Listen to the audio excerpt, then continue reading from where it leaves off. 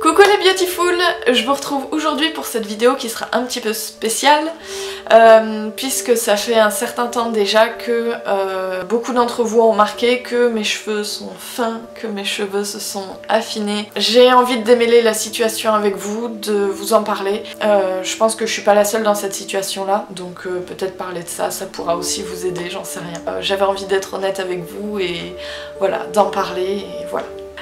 Donc ça c'est mes cheveux, comme vous pouvez le voir, donc bon ils sont normalement épais, enfin voilà, j'ai jamais eu des cheveux hyper épais non plus, donc ça c'est la totalité de mes cheveux, ils sont d'une épaisseur relativement normale on va dire, mais ça c'est au niveau des racines et au niveau des pointes c'est pas tout à fait la même chose.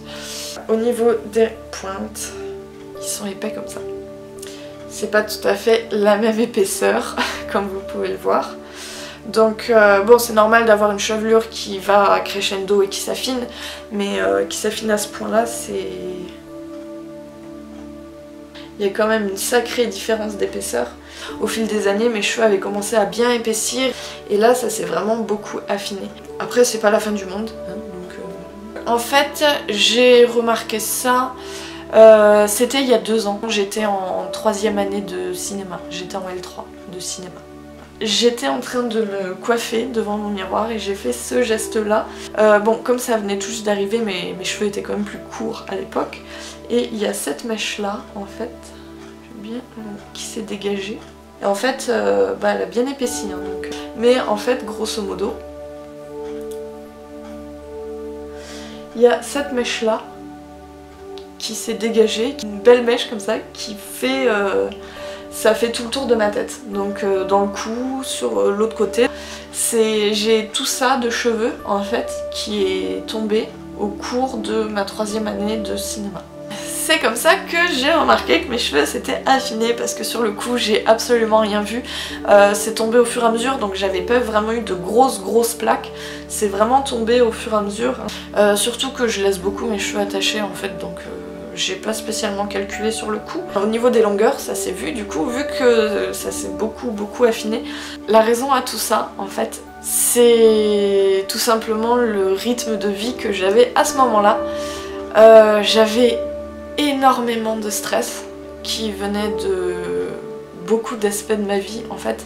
Alors j'étais en L3 déjà, donc ça veut dire que j'allais terminer ma licence et je savais pas du tout quoi faire après. Si je me réorientais, si j'allais en master, si je continuais mes études, si je les arrêtais, si je travaillais. Voilà, j'avais vraiment aucune idée de ce que j'allais et de ce que je voulais faire plus tard.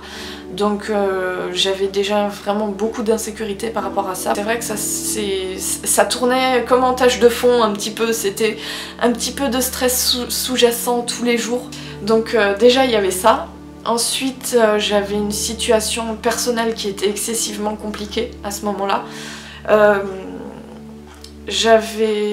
Moi personnellement j'avais pas spécialement de soucis, mais j'avais des gens dans mon entourage qui avaient pas mal de soucis et c'est vrai que ça m'a aussi beaucoup affecté. Donc en fait il y a eu pas mal de personnes dans mon entourage qui ont eu pas mal de soucis personnels et je me suis vraiment laissée affecter par leurs problèmes et tout ça. Alors je suis pas du tout en train de blâmer les gens de mon entourage et je suis pas du tout en train de blâmer ces personnes là. Il y a juste que ça m'a placée dans une situation qui était difficile à gérer d'un point de vue émotionnel. Ah oui, il y a eu aussi que mon année, autant ma 1re et 2e année à la fac, j'avais pas vraiment beaucoup de travail, enfin j'avais du travail mais voilà, normal. Il se trouve que pendant ma 3e année, j'ai eu vraiment une surcharge de travail. Voilà, donc pour vous donner un ordre d'idée, c'était une très mauvaise idée et je ne le fais plus, je tiens à vous le rassurer. Mais pour vous donner un ordre d'idée, pour terminer tout mon boulot de fac, de ma chaîne YouTube, etc., enfin voilà, les vidéos, la chaîne et tout ça, j'avais tendance à faire à peu près une nuit blanche par semaine. C'est une très mauvaise idée. Ne sacrifiez jamais votre sommeil, jamais, même pour terminer du travail. Finir le travail, c'est moins important que votre santé. C'est vraiment pas important, le travail. La santé, c'est vraiment ce qui est primordial. Je veux dire, on va vivre dans notre corps jusqu'à la fin de nos jours, donc il faut en prendre soin. Donc j'ai vraiment arrêté mes conneries. J'ai un peu peur de vous dire tout ça. Voilà. Donc bon voilà, c'est une parenthèse de ma vie que je ne recommencerai pas et je ne referai plus tout ça.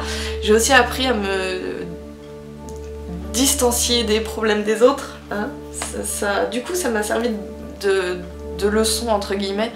Voilà, ça a été un passage un peu douloureux mais ça m'a permis vraiment de grandir. Et après à la fin de ma L3 j'ai changé plein de choses du coup. Donc déjà j'ai changé mon rythme de vie, je me suis vraiment calmée et en conséquence de tout ça, j'ai même déménagé, j'ai quitté la coloc et maintenant je suis dans mon propre appart. Bon ça a été un peu l'apothéose du changement et ça m'a vraiment fait le plus grand bien. Une autre raison aussi, pour gérer le stress, je mangeais très mal, enfin très mal. Je mangeais pas de fast food et j'allais pas au McDo. Mais par rapport à ma manière de manger d'habitude, c'est vrai que c'était un peu parti en cacahuète, sans mauvais jeu de mots. C'est-à-dire que je mangeais beaucoup parce que je dormais pas assez, donc du coup j'étais tout le temps affamée. Je mangeais beaucoup moins de légumes, beaucoup moins de fruits. Bon, je mangeais pas de viande, pas de trucs comme ça, hein.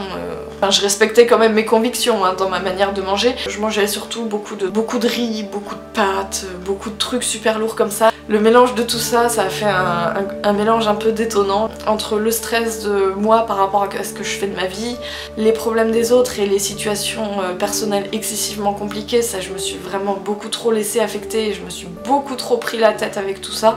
Je suis en train de blâmer personne, c'est vraiment moi toute seule qui me suis montée la tête toute seule. La mauvaise alimentation et puis un rythme de vie qui partait complètement en cacahuète et voilà, je dormais pas assez, je mangeais beaucoup trop. Je me noyais aussi dans le travail pour pouvoir un petit peu oublier entre guillemets tout ça. J'avais pris 7 kilos aussi.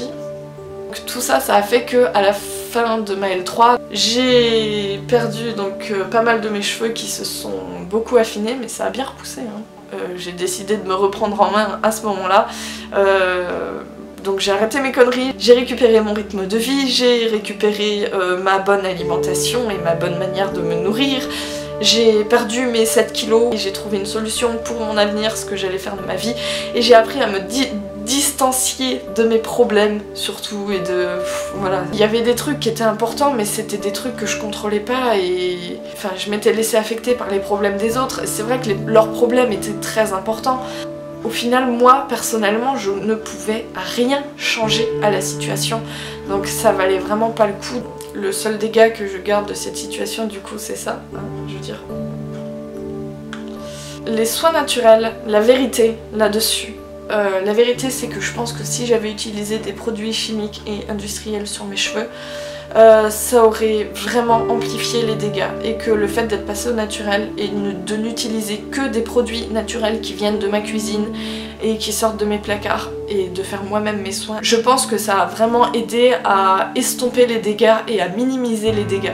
Et je suis certaine que ça a vraiment beaucoup aidé, tout simplement parce que ça c'était il y a 2 ans et que ça fait depuis avril 2011 que j'utilise des produits et des soins naturels et je pense que si c'était ça qui avait fait tomber mes cheveux, ça se serait déclenché bien avant. Pourquoi est-ce qu'au bout de 2 ans, d'un seul coup, au bout de 3 ans, ça se serait mis à me faire tomber mes cheveux? Enfin, ça n'a absolument aucun sens. Je pense que si c'était ça qui m'avait fait tomber mes cheveux, ça se serait déclenché déjà d'une beaucoup plus tôt, ça aurait été crescendo, alors que là c'est vraiment arrivé d'un seul coup entre guillemets.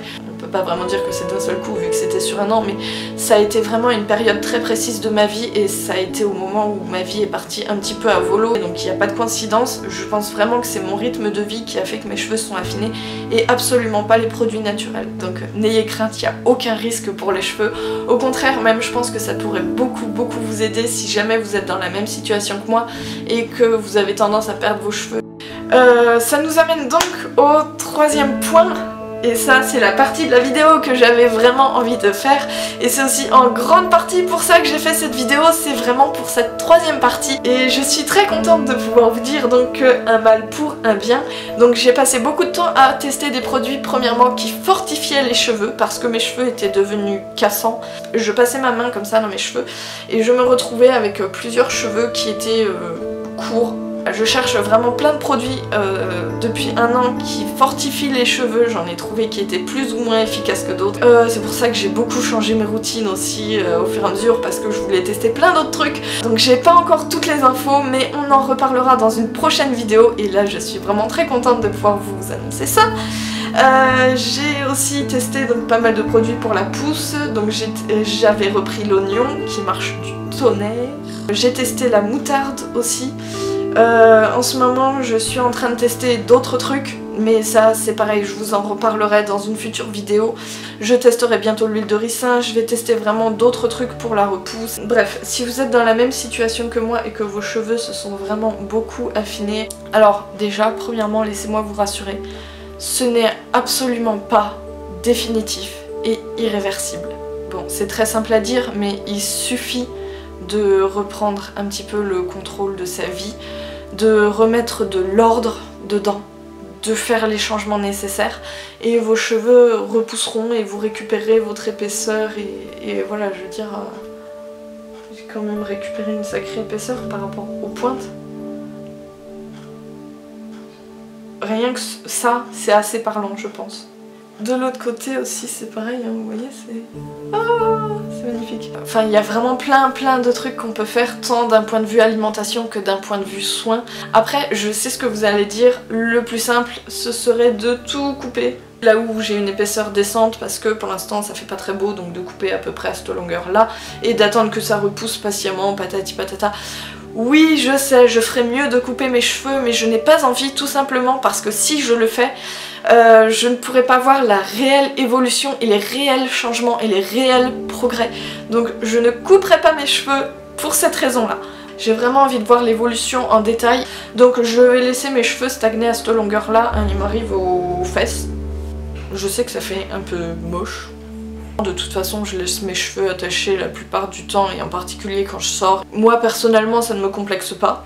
Après c'est vrai que ce serait plus simple et de tout couper et d'attendre que ça repousse bien hein, mais... Je voulais juste clarifier la situation avec vous, vous expliquer un petit peu donc ce qui s'était passé. Si vous voulez je pourrais vous faire une vidéo aussi donc comment j'ai perdu mes 7 kilos en trop et sans mettre en péril ma santé et sans faire de sport aussi. Bon se lever tous les matins pour aller courir...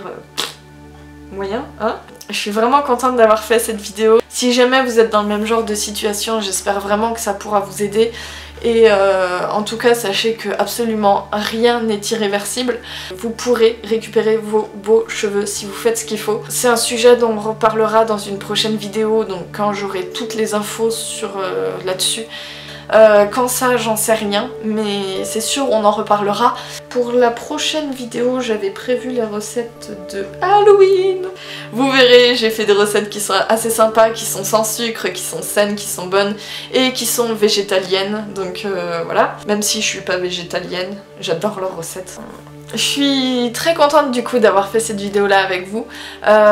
J'espère que ça ne vous alarmera pas. Si vous avez des questions et tout ça, comme d'habitude n'hésitez pas, hein. C'est vrai que même si je manque un petit peu de temps, j'essaye vraiment de répondre à tout le monde.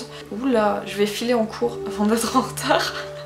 Donc je vais vous laisser. Je vous dis donc à très bientôt dans la prochaine vidéo, ne la manquez pas, on va faire plein de petits gâteaux, je vous fais plein de gros bisous et surtout n'ayez pas peur si vous perdez vos cheveux, tout est réversible. Donc moi je vous fais plein de gros bisous, je vous dis à très bientôt dans la prochaine vidéo et je vais filer en cours. Et bien sûr, prenez soin de vous, à bientôt.